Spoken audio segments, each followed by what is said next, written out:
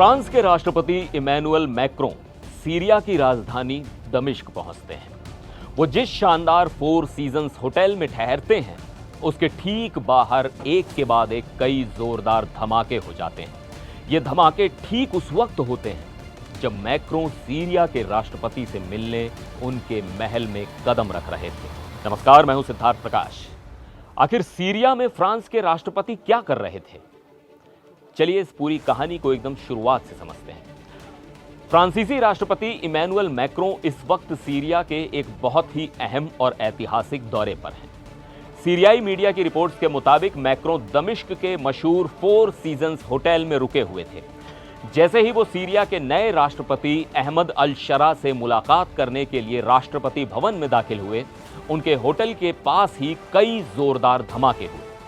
इन धमाकों में कम से कम 18 लोगों के घायल होने की खबर है। गनीमत यह रही कि मैक्रों बिल्कुल सुरक्षित हैं।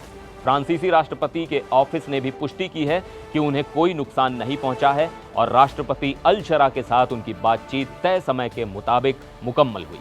अब सवाल यह है कि मैक्रों वहां गए क्यों हैं? दरअसल साल 2024 में जब से अहमद अल शरा ने सीरिया की सत्ता संभाली है, उसके बाद से सीरिया का दौरा करने वाले मैक्रों पहले इतने बड़े पश्चिमी नेता हैं। उनका यह दौरा इसलिए भी बहुत अहम हो जाता है क्योंकि वो तुर्की की राजधानी अंकारा में हो रहे नाटो शिखर सम्मेलन में हिस्सा लेने से ठीक पहले सीरिया पहुंचे हैं। न्यूज एजेंसी एपी की रिपोर्ट बताती है कि मैक्रों ने यूरोप और अमेरिका को इस बात के लिए मना लिया है कि सीरिया पर लगे ज्यादातर प्रतिबंध हटा लिए जाएं। मैक्रों सोमवार रात अपने साथ एक बड़ा आर्थिक प्रतिनिधि मंडल लेकर सीरिया पहुंचे। उनका मकसद राष्ट्रपति अल शरा के साथ कई अहम समझौतों पर हस्ताक्षर करना है। आपको बता दें कि सीरिया पिछले 14 साल से एक भयानक युद्ध झेल रहा है। अब यह जर्जर हो चुका देश दोबारा खुद को खड़ा करने के लिए दुनिया भर के निवेशकों को अपनी तरफ खींचने की कोशिश कर रहा है।